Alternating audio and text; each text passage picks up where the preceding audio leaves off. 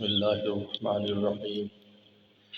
شهر رمضان الذي أنزل فيه القرآن هدى للناس وبينات من الهدى والفرقان. وقال النبي صلى الله عليه وسلم: من قام رمضان إيمانا واحتسابا غفر له ما تقدم من ذنبه او كما قال علیہ الصلاۃ والسلام. صدق اللہ و صدق رسولہ النبی الکریم. میرے محترم بزرگ اور دوستو، ابھی چند دن پہلے 10 روزہ تراویح ختم ہوئی اور آج دراصل یہ 15 روزہ تراویح کا اختتام ہے. اکثر میرا اس وقت تو رمضان کے شروع میں حرمین کا سفر ہوتا ہے، لیکن اس سال آنکھ کے آپریشن کی وجہ سے میں نے سفر مؤخر کیا تھا، لیکن 15 شب سے میں نے وقت دیا ہوا تھا. تو ان بچوں نے، حافظ محمد حذیفہ اور حافظ محمد طلحہ، ان نے خواہش کی کہ ہم پہلے ختم کر لیتے ہیں تاکہ آپ دعا میں شریک ہو جائیں. ہمارے برخوردار مولانا محمد طلحہ خون نے خانقاہ میں 15 روزہ تراویح شروع کرائی تھی. سب سے پہلے جب خانقاہ بنی تو 10 روزہ تراویح تھی. بعد میں پھر اس معمول کو مفتی خلیق صاحب آگے لے کر چلے، پھر 15 روزہ تراویح شروع ہو گئے. الحمدللہ ادارے میں بہت سے تراویحاں مختلف اوقات کی الحمدللہ یہاں پر ہوتی ہیں. میں کچھ دن پہلے ذکر کر رہا تھا کہ جب میں جامعہ اسلامیہ بنوری ٹاؤن سے فارغ ہو کر آیا، میری خواہش تھی کہ کچھ ایسے معمولات جو وہاں ہوتے ہیں وہ یہاں بھی ہوں. تو جامعہ اسلامیہ بنوری ٹاؤن کی جو مسجد ہے وہاں تقریباً 20-25 تراویح ہوتی ہیں. اس میں 10 روزہ بھی ہے. قاری محمد علی صاحب شکار پوری مدنی بہت اونچے قاری تھے، قرآن پڑھتے تھے، انسان گم ہو جاتا تھا. ایک بار اس کے پوری تراویح کا نظم بھی میرے پاس تھا جب میں طالب علم تھا. مغرب کے بعد سے لوگ روزہ کھول کر آ کر صفوں میں بیٹھ جاتے تھے ورنہ جگہ نہیں ملتی تھی. تو بنوری ٹاؤن میں بھی الحمدللہ ایک مرکزی تراویح ہوتی تھی 27، 28، 29 کی، اور باقی ماشاءاللہ کوئی جگہ نہیں تھی جہاں تراویح نہ ہو. تو الحمدللہ اللہ کے فضل سے یہاں آنے کے بعد بھی اب یہاں بھی اس پورے احاطے میں کم از کم 10 سے 15 جگہ پر تراویح کی نماز ہو رہی ہے.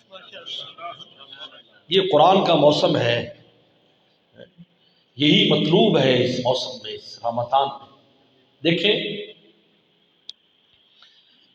اللہ تعالیٰ نے جو رمضان کا مہینہ ہے اس کو 2 بڑی خصوصیات دی. پہلی خصوصیت تو یہ دی ہے کہ اس میں تمام آسمانی کتابیں اتری اس مہینے میں.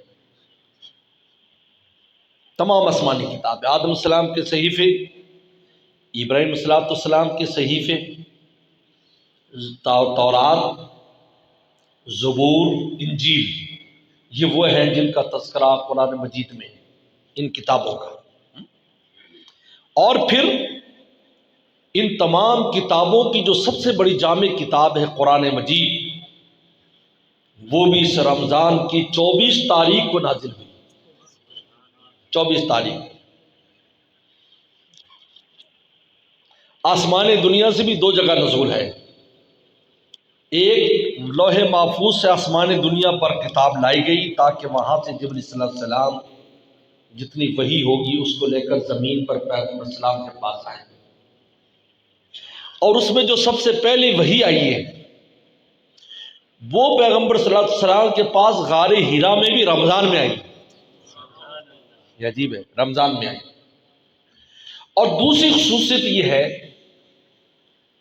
کہ اس میں وہ رات بھی شامل ہے، یہ تو مہینہ تھا، وہ رات بھی شامل ہے جس کو لیلۃ القدر کہتے ہیں، جس میں پوری کتاب آسمان دنیا سے نازل کی گئی تھی. اور اسی لیلۃ القدر میں حضور صلی اللہ علیہ وسلم پر نازل ہوئی تھی، جس ایک رات کی قیمت اللہ نے قرآن مجید میں نصاً خیر من الف شہر، اس ایک رات کی قیمت 1000 مہینوں سے زیادہ ہے۔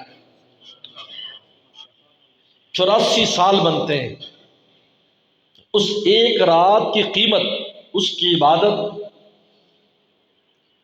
اس میں ذکر اذکار، اس میں تلاوت، اس میں نماز، اس میں صدقہ خیرات، یعنی اس ایک رات میں جو بھی عمل کیا جائے گا وہ 84 سال سے زیادہ عبادت کا شمار ہوگا۔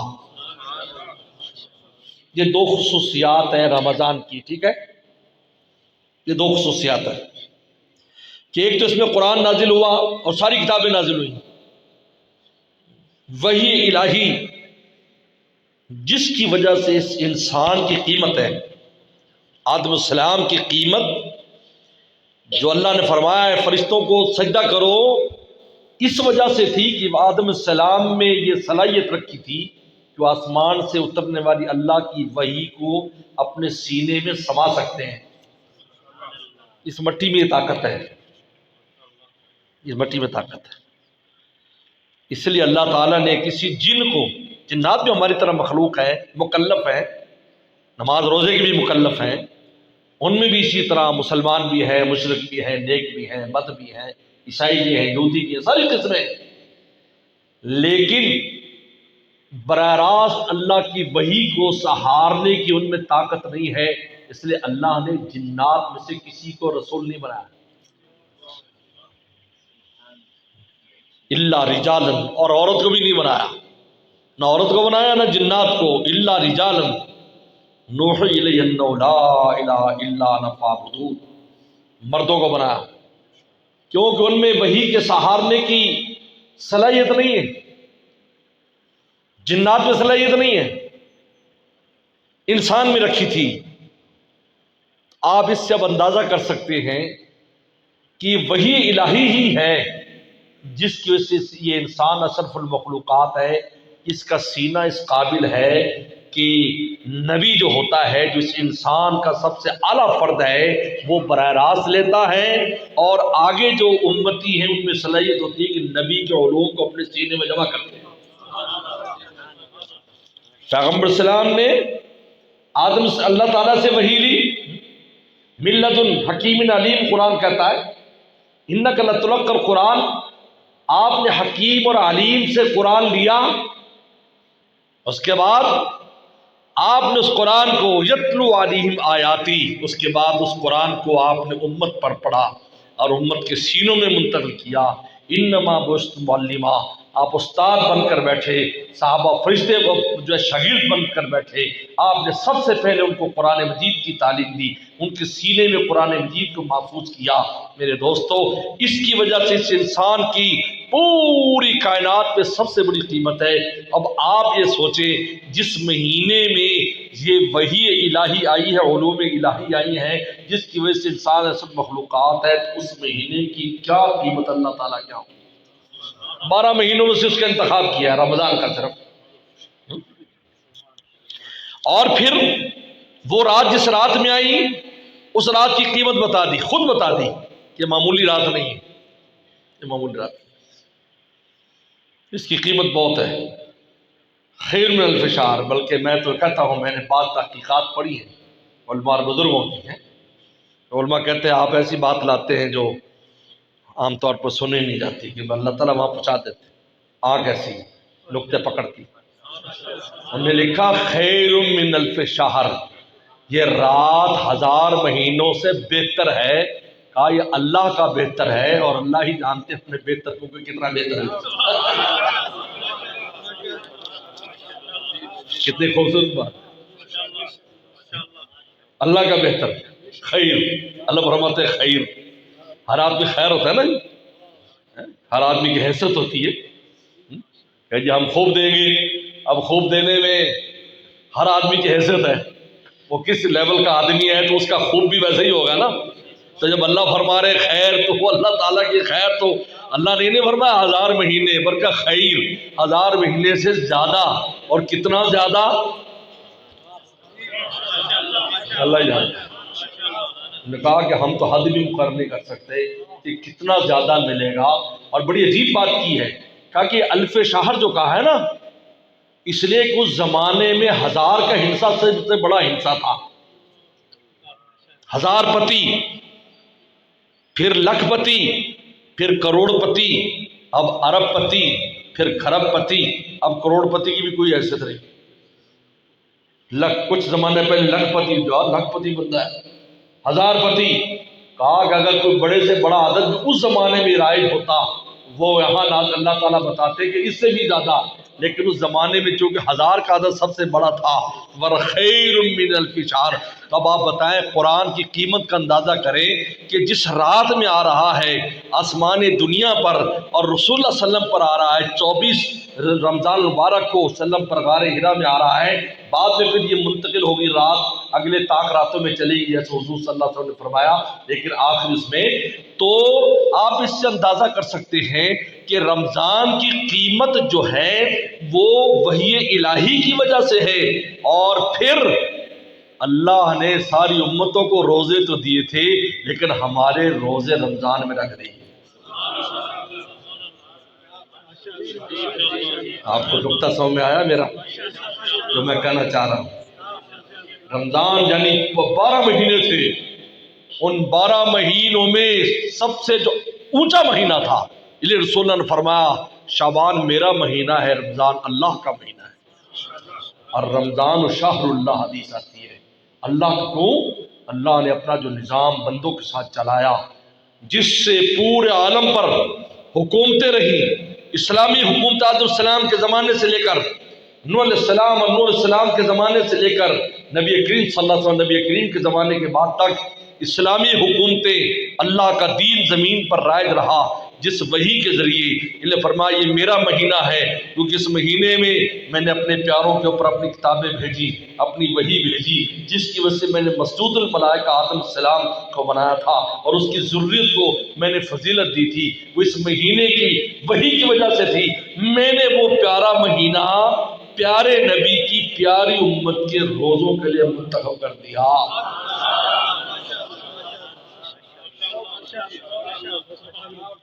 تاکہ ان کا دن بھی قیمتی ہو اور ان کی رات بھی قیمتی، ورنہ گزر جاتا کس اور مہینے میں روزے رکھتے نہیں.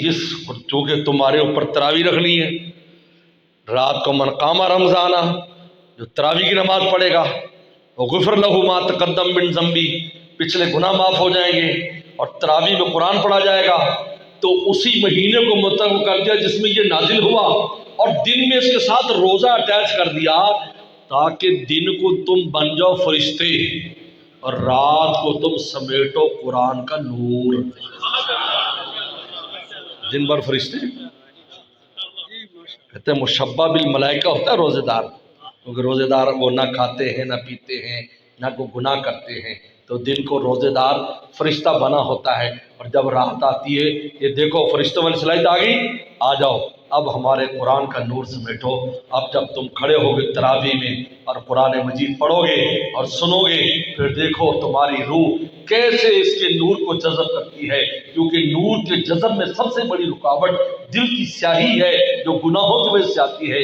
جب یہ سیاہی اتر جاتی ہے تو پھر دل منور ہو کر پھر یہ لینے لگ جاتا ہے. آپ مجھے بتائے کسی بچے کے منہ میں چوسنی ہو اور ماں کا دودھ پینا چاہتا ہو تو چوسنی ہٹانی پڑے گی یا نہیں؟ جب چوسنی میں تو خالی اپنے تھوک کو پی رہا ہے، بے لذت وہ منہ کو چلا رہا ہے، لیکن جب چوسنی کھینچو گے اور ماں کے پستان کو پیے گا اور دودھ پیے گا مست ہو جائے گا. گناہوں نے چونکہ ہمارے منہ میں شیطان نے چوسنی دے رکھی ہے اس کی وجہ سے ہم اس نور کو چوس نہیں سکتے. اللہ فرماتے چلو دن کو فرشتے بن کر چوسنی کو ہٹاؤ اور رات کو پھر قرآن تمہاری روح ہمارے قرآن کے نور کو چوسے گی جیسے فرشتے چوستے ہیں. شہر رمضان الذی انزل فیہ القرآن. آج بات سمجھ میں آ گئی آپ کو؟ یہ دیکھو عجیب بات ہے، رمضان جو اللہ کا مہینہ تھا ہمارے روزوں کے لیے منتخب کر دیا. حالانکہ پہلے کہا روزے فرض ہیں، لیکن ہمارے لیے جب روزے آئے رمضان کا نہیں یہ وہ مہینہ تو اگر رات کو عبادت یہ روزے کی یہ تراویح کی عبادت لگانی تھی نا، اور میں نہیں تھی اور کسی امت میں ایسی نمازیں نہیں تھی کہ رات کو تراویح پڑھیں. لیکن جب یہ آئے اسی وجہ سے مدینہ شریف میں روزہ آیا، مدینے میں تراویح آئی۔ یاد رکھو تراویح کا تعلق مدینے سے، مکہ سے نہیں ہے۔ مکے میں تہجد ہوتی تھی، بلکہ چھپ کے نمازیں پڑھی جاتی تھی۔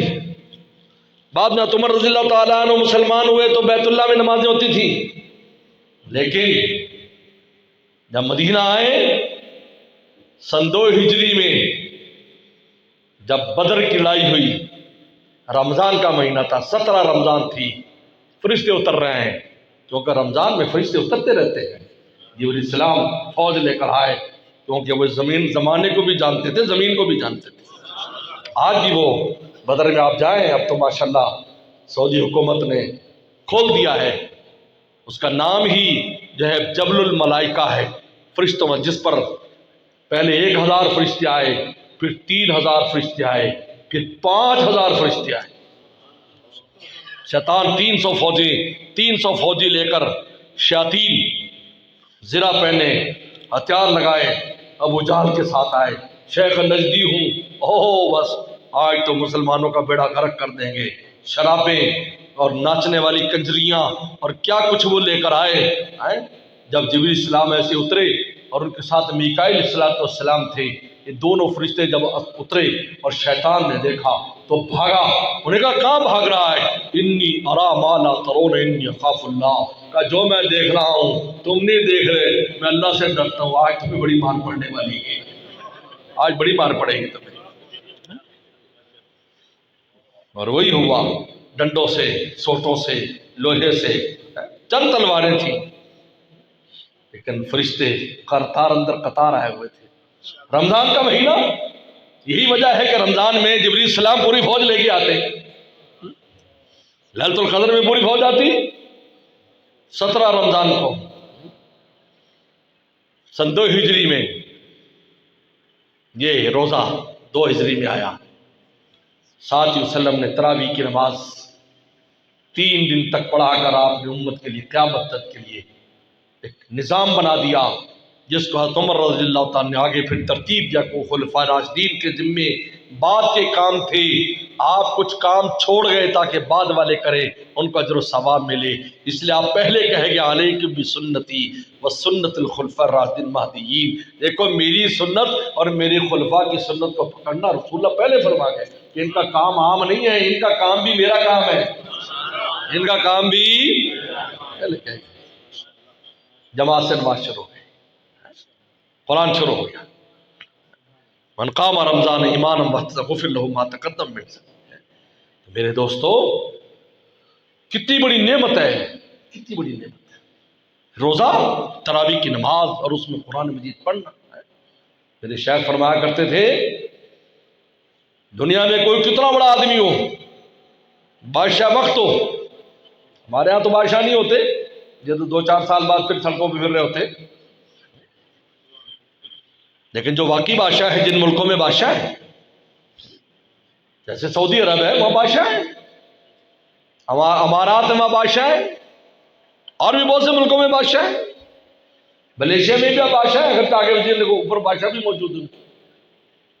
جب رمضان آتا ہے اور رسول اللہ کی سنت کو پورا کرنا ہوتا ہے، بادشاہ کو حافظ کے پیچھے ہاتھ باندھ کے کھڑا ہونا پڑتا ہے۔ فرمایا اس سے تم ان کا مقام دیکھ سکتے ہو۔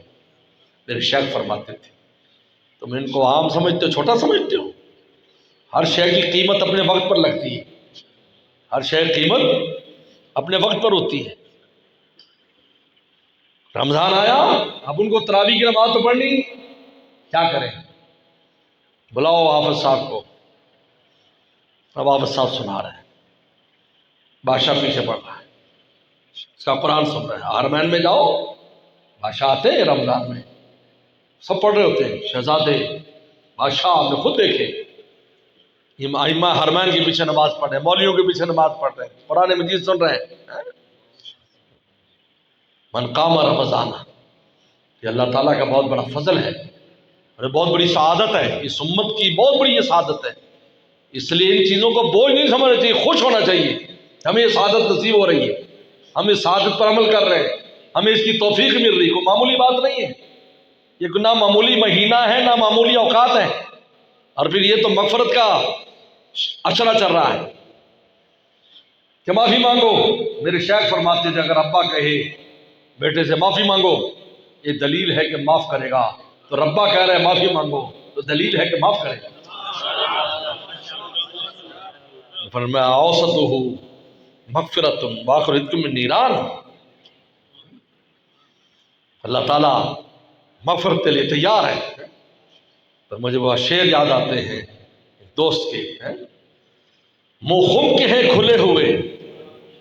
خم کہتے ہیں جس میں شراب ہوتی ہے، اس کا منہ کھلا ہوا ہے. منہ خم کے ہیں کھلے ہوئے، میکش بھی ہیں تلے ہوئے، ساقی بھی بے قرار ہے. اب کس کا انتظار ہے؟ پردے اٹھے ہوئے بھی ہیں، ان کی ادھر نظر بھی ہے. بڑھ کے مقدر آزماں، سر بھی ہے سنگ در بھی. بہرحال مجھے تو بہت تھکن تھی آج، کیونکہ ہم شوگر والوں کو روزہ لگتا ہے، تم لوگوں کو تو نہیں ماشاءاللہ لگتا، ہمیں تھوڑا سا روزہ لگ جاتا ہے.